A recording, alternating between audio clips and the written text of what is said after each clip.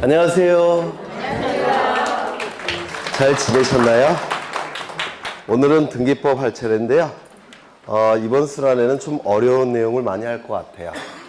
그래서 좀 동영상 강의를 좀 듣고 오셨어야 되는데, 일단 지난 시간에 한 거 좀 확인을 하겠습니다. 지난 시간에 지적 공부부터 했었나요? 아닌 것 같기도 하고. 네, 일단 지적 공부부터 다시 확인을 하겠습니다. 지적 공부에 등록되는 사항들이 2문제 정도가 출제가 돼요. 12문제 중에서 2문제니까 굉장히 출제 빈도가 높은 부분이에요. 먼저 소재 지번은 어디에 등록한다고 했습니까?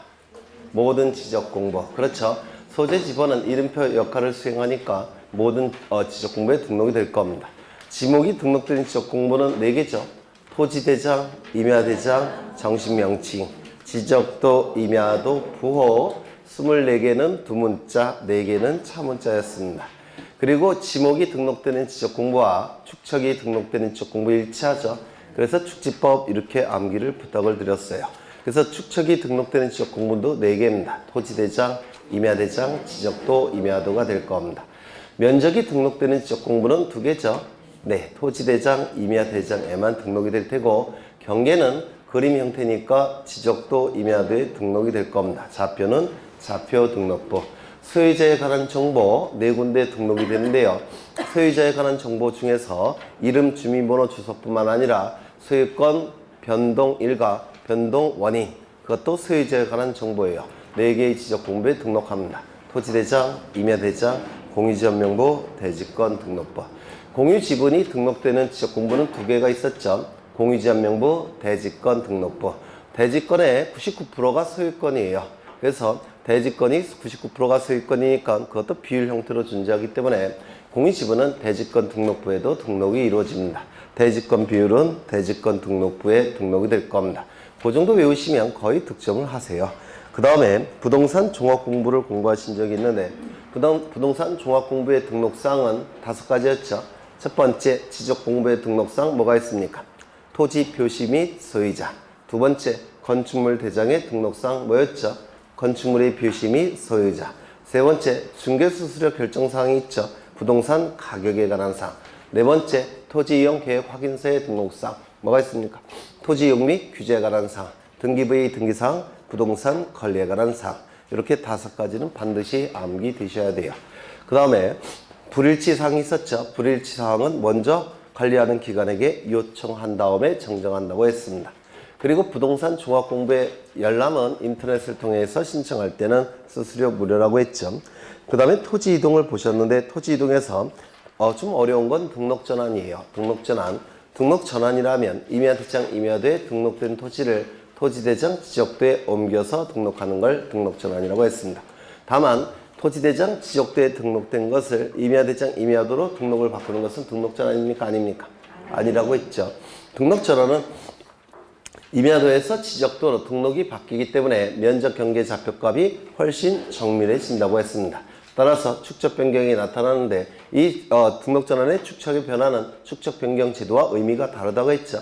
따라서 축적 변경에 관한 규정이 등록 전환에는 적용될 여지가 없다라고 했습니다. 그리고 원칙은 지목 변경을 수반한다고 했는데 지목 변경을 수반하지 않는 등록 전환 3가지 혹시 기억나십니까? 그림 떠오르셔야 되는데 그림. 지목 변경을 수반하지 않는 등록 전환 3가지.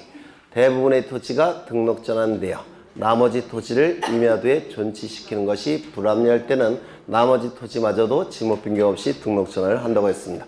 2번째, 사실상 형질 변경이 이루어져서 등록 전환했지만 관련 법령에 의해서 지목 변경을 금지하고 있다면 지목 변경 없는 등록 전환을 한다고 했죠. 3번째, 도시군 관리 계획선에 따라서 토지를 분할할 때는 그때는 무조건 등록 전환을 하기 때문에 지목 변경 없는 경우도 있다고 했습니다. 그 다음에 이 등록 전환은 소축척에서 대축척으로 바뀌기 때문에 면적 경계 좌표가 새롭게 정밀하게 수집이 돼야 돼요. 따라서 측량을 한다고 했습니다. 이때 하는 측량을 등록 전환 측량이라고 했는데 이 등록 전환 측량을 통해서 면적이 새롭게 측정이 되는데 그 면적을 등록 전환될 면적이라고 불렀습니다. 임야 대상에 등록된 면적과 등록 전환될 면적의 차가 오차 허용 범위를 초과할 때는 어떻게 했죠? 등록 전환될 면적을 등록 전환 면적으로 결정하고 임야 대정에 등록된 면적은 지적소관청이 직권으로 정정한다고 했습니다. 또한 소유자 부분도 임야 대정에 등록된 소유자를 토지 대정에 등록 전환시킨다고 했습니다. 그 다음에 등록상 정정이 있었는데 등록상 정정은 원칙은 소유자의 신청이 있어야지만 지적소관청이 정정할 수 있다고 했죠. 따라서 신청에 의한 등록상 정정은 정정 사유를 사전에 소유자에게 통지해야만 된다고 했습니다. 그러면 사후에는 통지표가 있습니까? 없습니까? 없다라고 했습니다. 신청이 없을 때도 예외적으로 등록상 정정을 하는 경우가 있는데 이때는 사전에 통지하지 아니할 수 있다고 했죠. 다만 정정한 이후에는 통지를 해야 된다라고 했습니다. 소유자 부분도 정정이 돼야 되는데 소유자 부분은 등기부가 있느냐 등기부가 없느냐에 따라서 달라진다고 그랬죠. 등기부가 있을 때는 신청, 직권 다 가능하지만 등기부가 없을 때는 신청만 가능하고 직권은 허용되지 않는다고 했습니다. 신청도 일정한 제한을 받는다고 했어요. 이런 주민번호 주소에 명백한 잘못이 있는 경우 가족관계 기록상 증명서가 첨부가 돼야지만 정정이 가능하다고 했습니다. 그 다음에 축적 변경을 했죠. 축적 변경 혹시 기억나실지 모르겠는데 프린트 피세요. 축적 변경 제도 프린트 일단 피시입니다. 출제가 이루어지는데 워낙 난해하기 때문에 자꾸 보셔서 암기하셔야 돼요. 축적 변경 프린트 항상 갖고 오셔야 돼요. 몇 쪽에 있나요? 네? 12쪽 PC입니다. 12쪽. 먼저 이 축적 변경 절차는 토지 소유자 3분의 2 이상의 동의와 축변이 의결을 거친 후 시도지사 대도시시장의 승인을 받는다고 했습니다.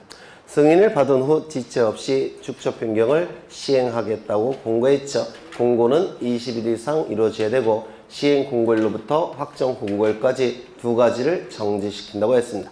해봤자 새로 해야 돼요. 첫 번째 지적정리 정지, 두 번째 경계보건 측량 정지. 다만 경계점 표지를 설치할 목적으로 하는 경계보건 측량은 진행을 시켜야 된다. 또한 축적변경위원회에서 의결로서 정지하지 말 것을 의결했다면 진행을 시킨다고 했습니다. 그 다음에 시행 공고일로부터 30일 이내에 경계점 표지를 설치해야 되는데 이 경계점 표지는 누가 설치합니까? 소유자나 점유자가 설치한다고 했죠. 그리고 경계점 표지를 설치할 때는 물리적인 시간이 필요하기 때문에 지체 없이란 문구를 둘 수 없고 구체적인 기간이 주어지죠. 30일이라는 기간이 주어집니다. 경계점 표지가 설치가 됐다면 그 설치된 경계점 표지를 기준으로 측량에 들어갑니다. 이때 하는 측량을 축적 변경 측량이라고 할 겁니다. 축적 변경 측량이 이루어지면 이제 토지의 표시 등을 새롭게 내부적으로만 결정합니다. 원칙은 각 필지별로 지번, 지목, 면적, 경계, 좌표값을 새롭게 정할 겁니다. 다만 예외적으로 축변이 의결, 시도지사, 대도시시장의 승인이 필요 없는 축적 변경이 두 가지가 있는데 이 두 가지 경우에는 면적만 새롭게 정하고 면적도 축적 변경 측량 성과도가 아니라 결과도에 따라서 새롭게 정하게 됩니다. 그렇죠. 나머지는 종전 지적 공부에 따르게 될 겁니다. 그러면 축변이 의결, 시도지사, 대도시시장의 승인이 필요 없는 축적 변경 두 가지 기억하셔야 되는데 첫 번째, 합병하고자 하는 토지가 서로 다른 축척의 지적도에 등록되어 있어 합병을 위해서 축적 변경을 하는 경우 그림이 떠오르셔야 돼요. 두 번째, 도시개발 사업 시행 지역 안의 토지인데 도시개발 사업 시행에서 제외된 토지의 축적 변경을 하는 경우 이 두 가지 경우에는 축변이 의결 필요 없고 시도지사, 대도시장의 승인이 필요가 없다고 했습니다. 이때는 면적만 새롭게 정하게 될 겁니다. 여튼 원칙이건 예외건 면적이 바뀌는데요. 면적이 얼만큼 늘어나고 면적이 얼만큼 줄어드는지 서류로서 작성을 하는데 이를 지번별 조서라고 얘기했습니다.